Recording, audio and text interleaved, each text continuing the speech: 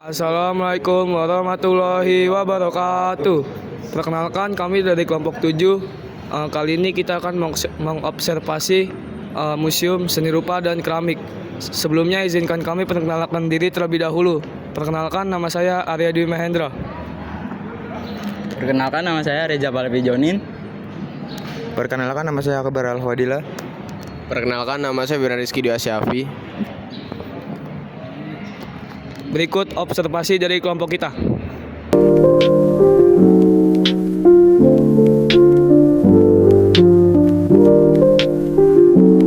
Lukisan potret penari Bali bergaya realistik. Ini lukisan dengan warna-warna cerah untuk menangkap suasana yang akrab. Gaya lukisan-lukisan otodidaya bergaya figuratif yang dilukis dengan sapuan-sapuan kuas yang spontan dan sederhana. Kadang-kadang lukisan ini mengekspresikan jiwa masyarakat dalam bentuk sindiran terhadap kemunafikan sosial dan atau humor-humor satir. Ini lukisannya.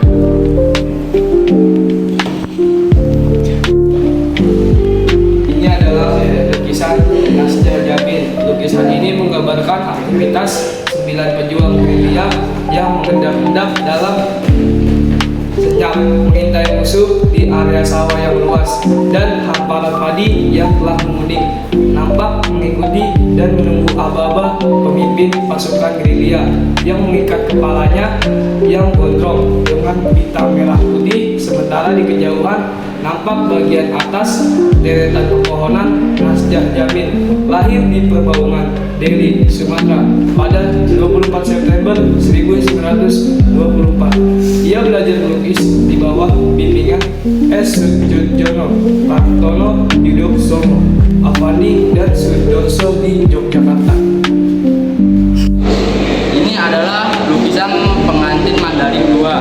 Lukisan ini bergaya dekoratif. Dekoratif ini dilukis untuk dengan ornamen-ornamen kental budaya dan tradisi masyarakat Mandaling. Batara lukis banyak mengangkat tema-tema budaya tradisional dalam lukisan pada lukisan tema ini. Pada lukisan pengantin Mandaling, di mana digambarkan sepasang pengantin dengan balutan baju tradisional Batak Mandaling dengan hiasan yang menjadi ciri khasnya.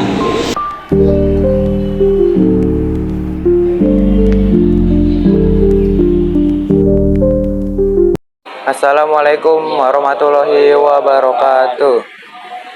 Kami dari kelompok 7 ingin mewawancarai edukator dari Museum Seni Rupa dan Keramik. Di sini ada Bapak penjaga museumnya. Boleh perkenalkan, Pak? Oke, saya dengan Dimas, saya edukator di Museum Seni Rupa dan Keramik. Oke, boleh saya bertanya untuk pertanyaan tentang museum ini? Boleh.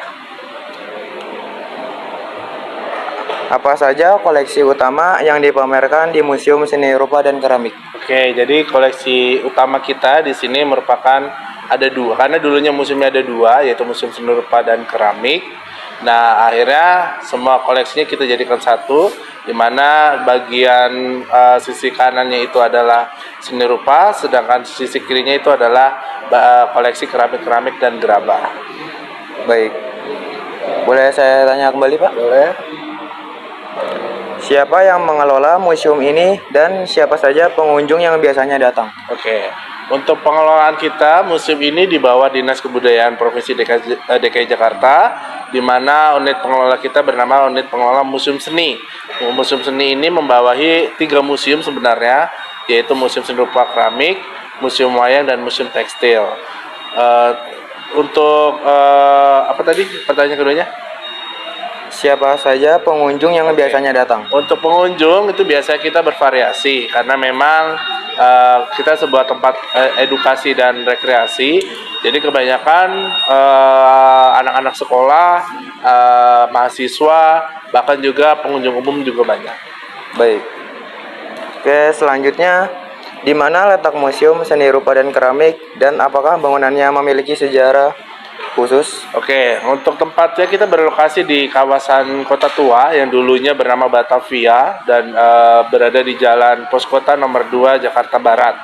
Dan dulunya gedung ini merupakan gedung peninggalan Belanda, di mana awalnya ini difungsikan sebagai kantor pengadilan atau gedung pengadilan di Batavia. Dibangunnya tahun 1866 sampai 1870. Lalu fungsinya itu berganti-ganti dari mulai menjadi markas tentara Jepang, markas tentara Belanda, juga pernah juga dijadikan sebagai kantor wali kota Jakarta Barat, dan baru dijadikan Balai Seni Rupa di tahun 1976. 1 tahun kemudian itu dijadikan Museum Keramik. Jadi yang sampai sekarang akhirnya namanya digabungkan menjadi satu, menjadi Museum Seni Rupa dan Keramik. Oke. Selanjutnya, kapan museum ini didirikan dan mulai dibuka untuk umum? Kalau dibuka untuk umumnya ini kita mulai dari Balai Seni Rupa Jakarta, sebenarnya kita sudah mulai dijadikan tempat untuk pengunjung umum. Sedangkan untuk resmi menjadi Museum Seni Rupa Keramik itu kita di tahun 1990. Oke. Selanjutnya, mengapa museum ini penting untuk pelestarian seni rupa dan keramik di Indonesia? Nah, karena kita sebagai lembaga kebudayaan, kita maksudnya harus melestarikan beberapa peninggalan budaya, salah satunya yaitu seni rupa. Seni rupa itu baik berupa patung, berupa lukisan, berupa totem ataupun ukiran. Nah, itu juga harus dilestarikan. Dan juga keramik-keramik, salah satu ada keramik Cina, ada keramik kapal karam, ada keramik atau gerabah Majapahit, itu juga perlu dilestarikan. Jadi museum ini memang fungsinya sebagai lembaga edukasi dan juga sebagai lembaga rekreasi juga. Jadi namanya disebutnya Jadi fungsinya untuk edukasi dan rekreasi. Edutainment dibilang ya. Pertanyaan terakhir ya, Pak. Ya. Bagaimana cara museum menarik minat pengunjung, terutama generasi muda, untuk mengenal seni rupa dan keramik?